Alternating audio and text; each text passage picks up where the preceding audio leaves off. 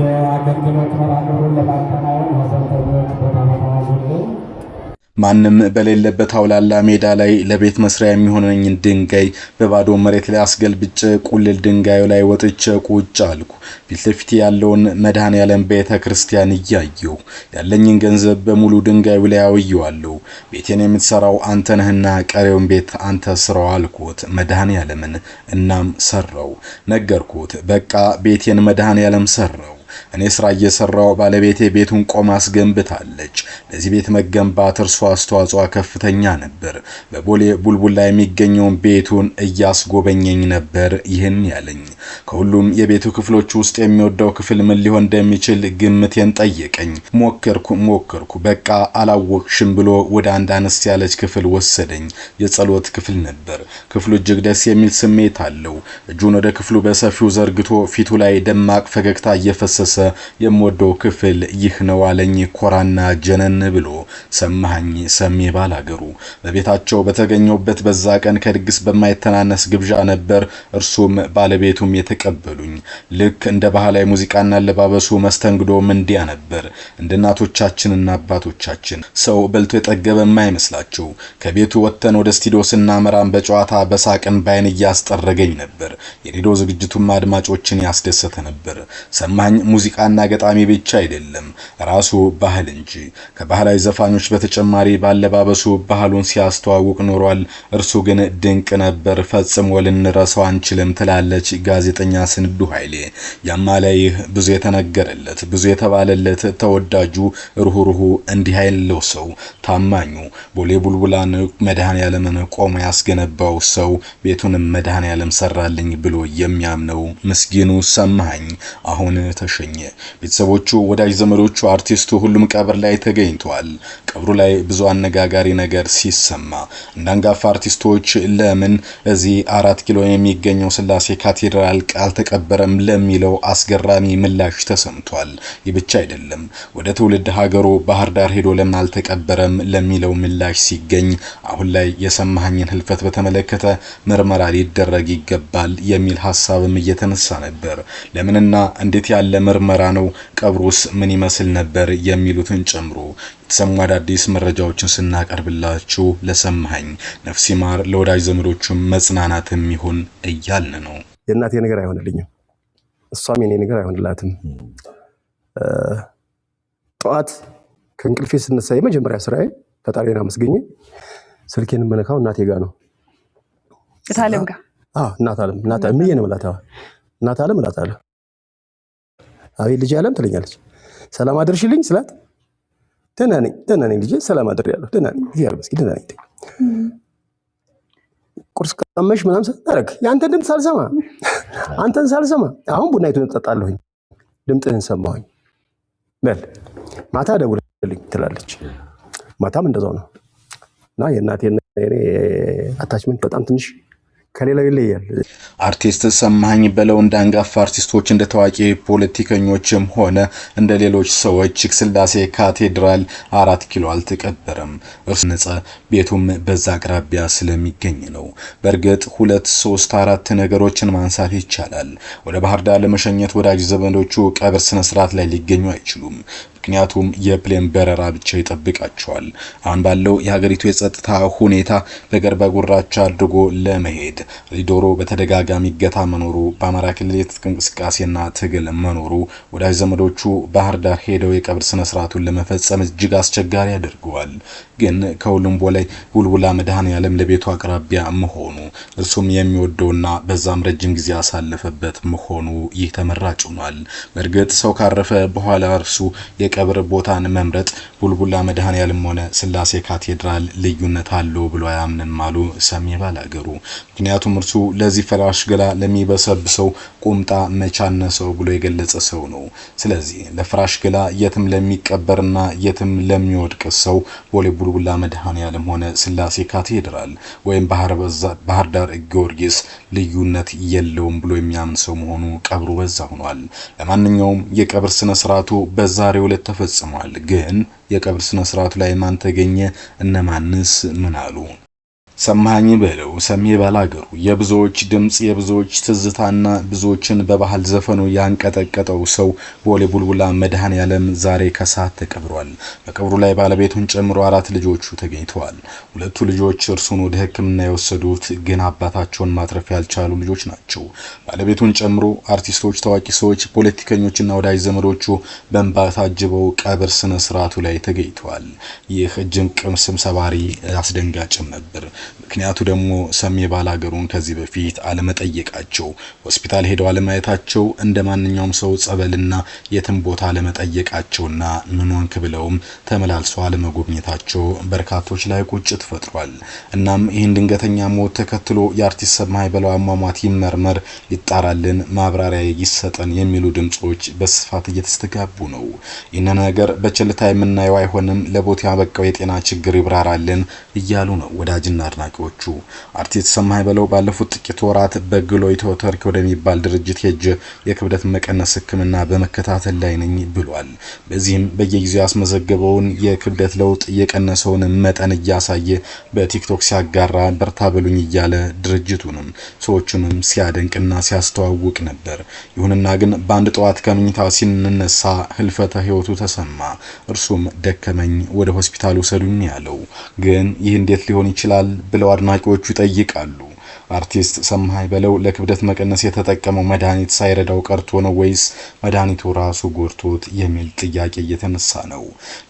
በህመም ምክንያት እየተከሰተ የነበረውን ክብደት መቀነስ ነው ልክ በህክምና ክትትል የተገኘ አቺቭመንት አስመስለው ማስታወቂያ ሲሰሩበት ሌሎችንም ሊያጠምዱበት ሲሯሯጡ የከረሙት ብለው ይጠይቃሉ። ይህን ነገር በችልታ የምናየው አሁንም ለቦታ ያበቃ የጤና ችግር ይብራራልን እያሉ እየጠየቁ ነው። ዝም ብሎ በደፈናው ብቻ ባደረበት ህመም በህክምና ሲረዳ ቆይቶ በድንገተኛ ሞት የሚለው ዜና የተለመደ ነው፣ ስሜት አይሰጥም እያሉ ነው። የአይነቱ የሞት ዜና በብዙ አርቲስቶች ላይ በጣም እየተደጋገመ ህዝቡም ለምን ብሎ እየጠየቀ ነው። ግን እስካሁን ድረስ መልስ እየተገኘ አይደለም። በእርግጥ ሰማኸኝ በለው ወደ ሆስፒታል ሄዶ ድንገት የሞተ ወይም በድንገት ያጣናቸው ሰዎች አይደሉም። ከዚህ ውስጥ አንዱ ታምራት ደስታ እምብዛም ታደሰን ጨምሮ ማዲንጎ፣ አሁን ደግሞ ሰማኸኝ አርፏል። ብቻ አይደለም በርግጥ ሃጫሉ ሁንዴሳም በድንገተኛ ሞት ቢታጣም የእርሱ ግን ሞቱ ግልጽ ነበር። ሌሎች ግን ለምን የት እንዴት ሞቱ ምርመራቸው ይጣራ ተብሎ በዛው የሚቀር ጉዳይ መሆኑ በርካታ አሳዛኝ ጉዳይ ሆኖ ተከስቷል። እናም የሰማኸኝ ሞት ይጣራልን የሚሉ ድምጾች እየተሰማ ባለበት ሰዓት አንዳንዶች ደግሞ ከዚህ ወጣ ያሉ መረጃዎች ስንመለከት ሰሜ ባላገሩ እንዴት ሰሜ ባላገሩ ተባለ የሚለውን እንመልከትና ወደ ሌሎች ጉዳዮች እንለፍ። የሰሜ ወንድሜን ማረፍ ስሰማ እጅግ በጣም ጥልቅ ሐዘን የተሰማኝ። ሰሜ እንደዚህ በድንገት እናጠዋለን ብለን አልገመትም ነበር። ብዙ ሰው ነው ልቡ የተሰበረው። ሰሜ በባህሪው መልካም ሰው፣ ተጫዋች፣ የሚያዝናና ሳቂታ ሰው ነበረ። ካዛንቺስ መስቀለኛው መንገድ ላይ ቀይ የትራፊክ መብራት በራ። መኪኖች ተከታትለው ተሰልፈዋል። አዲስ አበባ መኪኖች ለሩጫው ተደርድረው ቆመዋል። በዚህ መሃል ግን ማንም ትኩረት ያልሰጠው ቁምጣ የለበሰ ሎተሪ አዟሪና በአንድ መኪና መካከል አጭር የቃላት ምልልስ እየተደረገ ነው።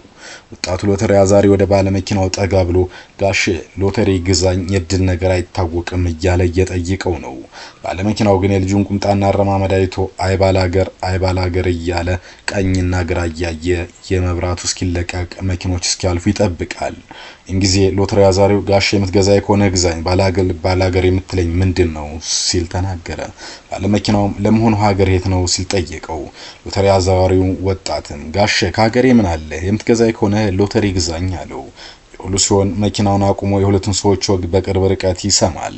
ይህ ሰው አርቲስት ሰማኸኝ በለው ነው። እናም ድምጻዊው በዚህ መሃል የትራፊክ መብራቱ አረንጓዴ በራ፣ መኪኖች ከነፉ። ድምጻዊ ሰማኸኝ በለው ሐሳብ ግን አሁንም እዛ የትራፊክ መብራቱ ላይ ነበር የቀረው። ሰውየው አይባላገር ብሎት ሎተሪም ሳይገዛው ሄዷል። ሆኖ ድምጻዊ ሰማኸኝ ጊዜ ማባከን አልፈለገም። ከካዛንቺስ ወደ አቧሪ መስመር መኪናውን ነዳ። ወደ ጸጉር ቤት ሄደ። ጌታቸው ጸጉር ቤት ነበር ሁሌ የሚስተካከለው። መኪናውን በችኮላ ካቆመ በኋላ ወደ ጸጉር ቤቱ ገባ። ድምጻዊ ሰማኸኝ ለጓደኛው ጌታቸው ፈጣን ሰላምታ አቅርቦ እባክህ ወረቀትና እስክሪብቶ ስጠኝ አለው። ሰማኸኝ ወዲያውኑ ወረቀትና እስክሪብቶ እያዋደደ የሆነ ነገር ጫር ማድረግ ጀመረ። አፈር ለሚበላው ለሚበሰብሰው ለዚህ ፈራሽ ገላ ቁምጣ መቻነሰው በቁምጣ የኔ እንደዋላፍር ሰሜ ባላገር ብሎ ግጥም ጻፈ። ይህ ለድምጻዊ ሰማኸኝ በለው እውቅና መሰረት የጣለው ኧረ ባላገር የተሰኘ ሙዚቃ የተወለደበት አጋጣሚ ሆነ። ይህ ብቻ ሳይሆን ሰሜ በማንነቱ የሚያምን ሰው መሆኑን አንድ ያስመሰከረ ታላቅ ሁነትም ሆኗል። በዚህ ሙዚቃ ከተሜውና ገጠሩን ለማቀራረብ ጥረት አድርጊያለሁ የሚለው ሰማኸኝ በለው አርሶ ባበላ ቁምጣ ታጥቆ ወዴት ይደረሳል ባላገር ተንቆ የሚል ስንኝ በግጥሙ ውስጥ መኖሩን በማስታወስ ባላገር ውለታ መርሳት የለብንም ይላል። ኑሮ ተወደደ ሲባል ወፍጮ ቤት ብቻም ሳይሆን አርሶ አደር ሲቸገር ማዳበሪያም ሲጠፋ ዝናብም ሲቀር ነው ይላል። ሆኖ ሰሜ ባላገሩ ተለይቷል። ዛሬ በቀብሩ ላይ ወዳጅ ዘመዶቹ አንብተው ተሰናብተውታል። የሞቱ ጉዳይ ይመርመር እየተባለ ነው። ግን ስለ ሰሜ ባላገሩ አሁንም ብዙ ያልተነገሩ ታሪኮች አሉ። ከፊሎቹ እነዚህ ናቸው። ቶሎ በሉ እርቅ ይውረድ አሁን ኋላ ከቀረማ ደመና እንዳይሆን አንድ እንኳን የለበት የሁለት ሽራፊ አሁን የትገኛል እንደሞት ቀጣፊ አሉ። ዓለም እንደምንሽ ከሚለው ዘፈኑ የተቀነጨበ ነው። የባህል ሙዚቃ አምባሳደር ነው። ስራዎቹ ይህን ይገልጻሉ። በባህር ዳር ከተማ ተወልዶ ያደገው ሰሜ ልቡና ዘፈኑ ግን የገጠሩ ማህበረሰብ ይገልጻል። በጎጃሚነቱ የሚኮራ በባላገርነቱ የሚመካ ሰው ነው። ድምጻዊ ሰማኸኝ በለው ተወዳጅ የሙዚቃ ስራዎች አሉት። የሙዚቃ ጅማሮ በግሽ አባይ የባህል ኪነት ሲሆን አንትየዋ፣ ባላገር፣ እንጃ፣ ደቦት እንስራ፣ አውዳመት፣ በላይ ዘለቀ፣ ዙማዋ፣ ማራለሽ፣ እንዴት ነሽ፣ ዝናቡንና እጅግ ተዘርዝረው የማያልቁ ዘፈኖችን አበርክቷል። እነዚህ ዘፈኖች በርካቶች ይወዷቸዋል። አለባበሱ የባላገሩን ሴት የተጠበቀ እስክስታውና ዘፈኑ በእርግጥም የባህል አምባሳደርነቱን የሚያሳይ ሲሆን እነዚህ ባህላዊ ዘፈኖቹ በአዲስ አበባ ዘመናዊ ጭፈራ ቤቶች ሳይቀር የሚከፈቱ ናቸው። ቀልድና ጨዋታ የሚደምቅለት ዘፋኝ፣ ጨዋታ ወግ የሚችል ከ6 ዓመታት በፊት ከአርቲስት ነጻነት ወርቅነህ ጋር በነበረው ቆይታ 2 አልበሞችን አዘጋጅቻለሁ፣ የገበያ ሁኔታ እስኪስተካከል እጠብቃለሁ እያለ ነበር። ግን ሁሉም በቀጠሮ አልተገኘም። ነጻነት ወደ ሄደበት አይቀሬ ሞት ተጓዘ። 7 የሙዚቃ አልበሞች በግሉ ሲሰራ አሁን ከነጻነት ጋር እንዳወጉ ሁለቱንም ስራዎች ሳይለቃቸው ነጻነትን ተከትሎ ሄደ። እናም ከነጻነት ጋር መጨረሻ ያደረጉት ንግግር ሰማኸኝ 2 አልበሞችን እንዳዘጋጀ ለነጻነት ነግሮት አንዱንም ለኢትዮጵያ ሕዝብ ሳይሰጥ ነው። ምናልባት ቤተሰቦቹ የሰማኸኝ በለው አልበሞችን ወደፊት ሊያወጣቸው ይችላሉ። ከ20 በላይ ነጠላ ዜማዎች ግን አሉት። ከሌሎች ዘፋኞች ጋር 6 የሙዚቃ አልበሞችን በጋራ ሰርቷል። በግሉ ከምሽት ክለብ ከፍቶ የባህል ሙዚቃ ለአፍቃሪያን ሲያቀርብ የቆየው ሰሜ በኋላ ከሀገር ውጭም በመዘዋወር ብዙ ስራዎችን አቅርቧል። ኢትዮጵያ ሙዚቃን ሱዳን፣ ኬንያ፣ ጅቡቲ፣ አቡዳቢ፣ ዱባይ፣ ባህሬን፣ ሊባኖስ፣ እስራኤል፣ ስዊዘርላንድ፣ ስዊድን ሌሎችም ሀገር በመዞር ያስተዋወቀና የማይሰለቸው ነበር። በርግጥ ከዓመታት በፊት በከባድ መኪና ስለመትረፉ አዲስ አበባ በአምቢስ የሚባል ድልድይ ስር መኪናው ገደል ገብቶ ጓደኛው ወዲያውኑ መሞቱ፣ ይህም ከእስራኤል ሀገር ሄዶ ታክሞ መትረፉና እንደገና ከአሜሪካ ተመልሶ ጓደኛው ከሞተ በኋላ በዚህ ምክንያት ከ2 ዓመት በላይ መታሰሩ ግልጽ ነው። እናም ከዛ በኋላ ግን የሰማኸኝ ህይወት እንደዚህ ቀጥሎ ነበር። ሰሜ በተለይ ደግሞ እኔ በታመምኩበት ሰዓት እዚህ እስራኤል ሀገር ከጓደኞቹ ጋር አብሮ ውቅያኖስና አየር አቋርጦ መጥቶ እኔን የረዳ ሰው ነው። ለእኔ ዝግጅት ያደረገልኝ ሰው ነው እና ሁሌም ከልቤ አይጠፋም። ሰሜ ያያ ነፍስህ በሰማይ በገነት ኑርልን ወንድሜ። ታሰረ፣ ተፈታ፣ ሙዚቀኞቹን አስተማረ። ጸባዩ ድንቅ ነበር። ለህሊናው ሲል ታሰረ። ጓደኛ የሞት ወኔ እዚህ አልቀርም አለ። ከዛ በኋላ ትዳር መስርቶ የ4 ልጆችን ማፍራት ችሏል። እጅግ በጣም የማደላው ግን ለባህሉ ነው ይላል። ባህሉን በጣም ወዳለሁ፣ ምክንያቱም አይኔ የሚናፍቀው የውሃ ድምጽ፣ የጅረት ድምጽ፣ እንስራ በጀርባ አድርጋ የምትሄድ ልጃገረድ ሞፈር ቀንበሩን ትከሻውን ላይ አድርጎ እያፏጨ ብሮችን ድምጽ እያሰማ በጣም እያንጎራጎረ የሚሄድ ኮብሌ፣ እንደዚህ አይነት ነገር ነው የሚታየኝ ሁልጊዜ ለኔ ይላል ሰማኸኝ በለው። በ1997 ዓ.ም ከተዋናይ መስታወት አራጋው ጋር ባደረገው ቃለ ምልልስ በእርግጥም ይህን ሐሳብ የበርካቶች ነው። ከዚህ በፊት ታዋቂው የፊልም ባለሙያ ኃይለ ገሪማ አንድ ጉዳይ ተናገረ። እርሱ እንዳለው እኔ ባህሉን ምሰራው የማውቀውን የኖርኩበት የለመድኩበትን የጎንደር ባህልን ነው። የጅማ እንድሰራ ለምን ታስገድዱኛላችሁ? የጅማ ልጆች የሚያውቁትን ይስሩ፣ እኔም የማውቀውን እሰራለሁ ነበር ያለው። ሰማኸኝ የሙዚቃ ወዳጅነት በቀላሉ የተገኘ ባይሆንም ከቀበሌ ኪነት እስከ ዓለም አቀፍ መድረክ የተካሄደበት ቢሆንም ሰማኸኝ ሙዚቃ ጀመረው በባህር ዳር ታዳጊ ህፃናት ውስጥ መሆኑ ግን ግልጽ ነው። በልጅነት ለሙዚቃ የነበረው ፍቅር ልዩ መሆኑ ትምህርት ቤት ሲሄድ ደብተሩን በጉያው ሸጎ ሽጉጡ አዲስ የሙዚቃ ካሴት ወጣ ከተባለ ፖስተሩን ለማየት ሮጦ መሄዱ ለሙዚቃ መንደር ረድቶታል። በ1974 ዓ.ም የ14 ዓመት ልጅ ሆኖ ወደ ሙዚቃ ገባ። ዘፈን የጀመረው ታዳጊ ህጻናት ክፍል ውስጥ ነው። በ1978 ዳር 11 ቀን ግሽ አባይ ኪነትን በ18 ዓመቱ በውድድር አሸንፎ ገባ። በድምጽ ውድድርም አንደኛ ነበር።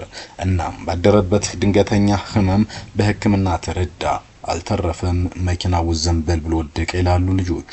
ድምጻዊ ሰኔ 8 ቀን 2018 ዓ.ም ህይወቱ አልፎ ከዛ በኋላ የሙዚቃ ታሪኩን ተከትለን ስናሰለው የሰማህ በለው እድሜ 58 አካባቢ ገና የሁለት አልበሞቹን እንደያዘ አረፈ። እናም በሚወደው በሚኖርበት አካባቢ በአዲስ አበባ ቦሌ ቡልቡላ መድኃኔዓለም ሰኔ 9 ቀን 2018 ወዳጅ ዘመዶቹ ቤተሰቦቹና አድናቂዎቹ በተገኙበት ስርዓተ ቀብሩ ተፈጸመ። ሰማኸኝ ያለፈ ስራውና በጎነቱ ደግነቱና ጨዋታው እንዲሁም ሙዚቃው ግን ከኢትዮጵያ ህዝብ ይኖራሉ። ለወዳጅ ዘመዶቹ መጽናናትን ስንመኝ ነፍሱ በአጸደ ገነት ትኖር ዘንድ አዲስ መረጃ ይመኛል።